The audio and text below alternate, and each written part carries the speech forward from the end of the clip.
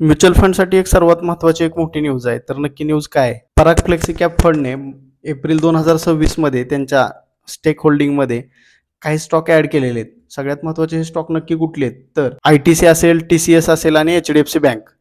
खास करून ह्याच्यावरती जास्त स्टेक होल्डिंग वाढवलेलं आहे.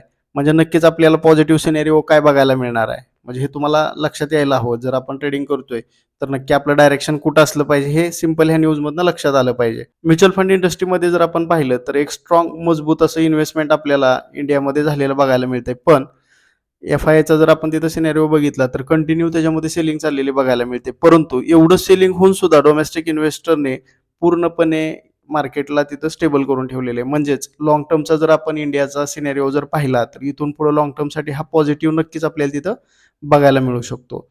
ज्या पण वेळेस आपण आपली इन्व्हेस्टमेंट करतोय, तर ही इन्व्हेस्टमेंट नेहमी स्टॉक असेल, म्युच्युअल फंड असेल किंवा अनदर फिजिकल गोल्ड असेल, तर ह्याच्यामध्ये नक्की आपण काय केली पाहिजे, तर डायव्हर्सिफाय केली पाहिजे.